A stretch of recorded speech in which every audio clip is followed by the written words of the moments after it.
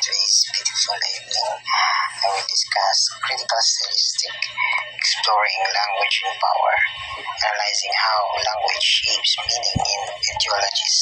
For example, think of it like the cover of a book titled How Words Shape Society. It reflects the main idea that words have profound impact on our society and the way we think. Introduction to critical stylistic. How we define critical stylistic?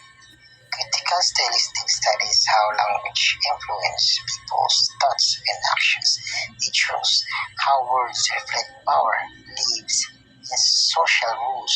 The goal is to understand that language is not neutral. It can shape how we see the world. For example, if a politician says, "We must defend our way of life," they are using language to persuade people that something is under threat and action is needed.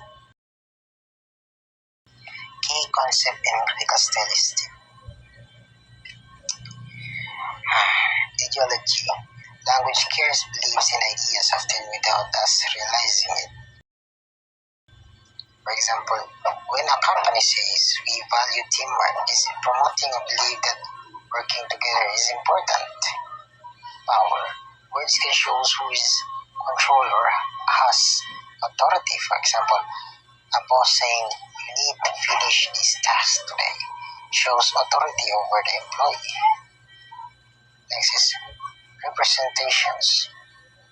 Language influence how we see different groups, people, or even, for example, referring to protest as a riot makes them so violent, while calling it a march makes it seem peaceful. Language and power. Language is never neutral. It always carries meaning. The way we speak or write can either support people in power or challenge them. Simple choices in words and how we structure sentences can change how something is understood. For example, if you say mistakes were made, you are hiding who made the mistake. But if you say the manager made a mistake, it's clear who is responsible.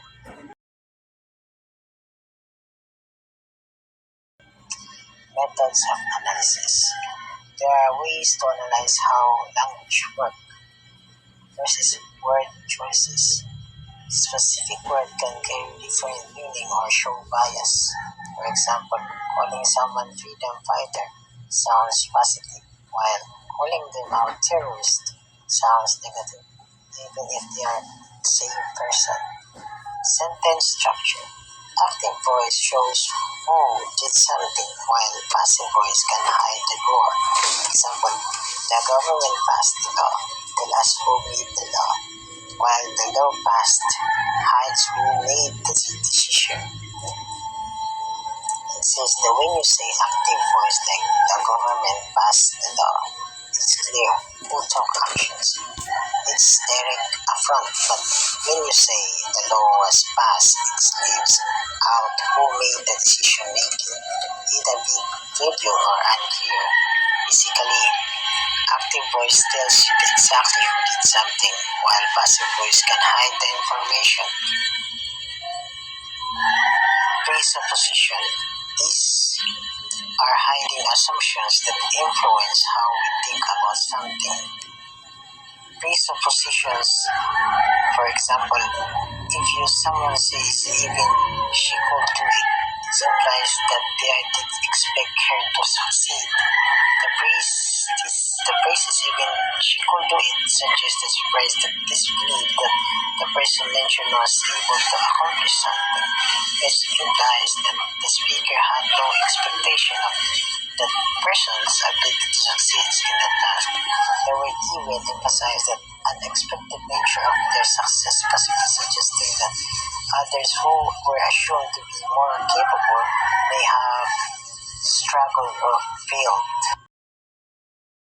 Example of critical stylistic in action. Real-life examples shows how critical stylistics helps us understand how language works. First is Political speeches. Politicians use language to influence public opinion and justify their decisions. For example, a leader may say, they are protecting our freedom to make their actions seem necessary even if they are controversial. Next is media language. Most outlets use certain words and phrases to frame event in certain way. For example, a headline like protesters clash with the police make the event sounds violent, while citizens march for justice represents that event is a more positive light. The role of context. Language doesn't exist in a vacuum. It is influenced by context, both cultural and historical. First is cultural context. Different cultures use language in different ways.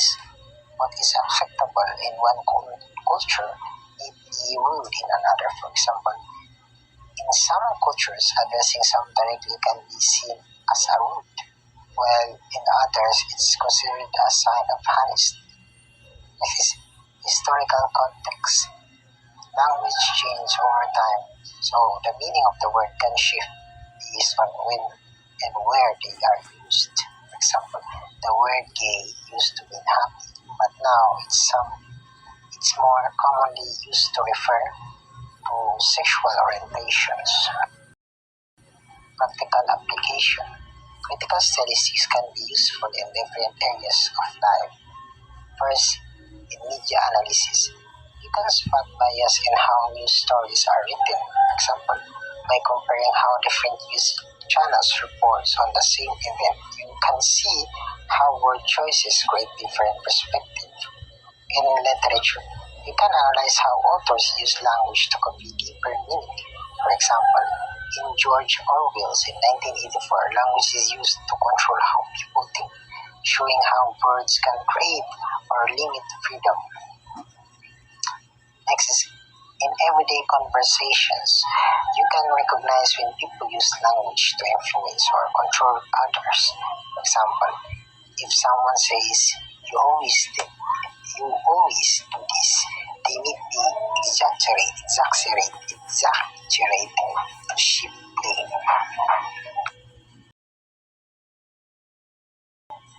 In summary, critical statistics helps us understand how language influences power and ideas. It teaches us to look deeper into the words we hear and read to uncover hidden meaning. For example, think of how phrases like boys will be boys reinforce stereotypes. Critical statistics help us see the beliefs behind the common sayings and challenge them of necessarily.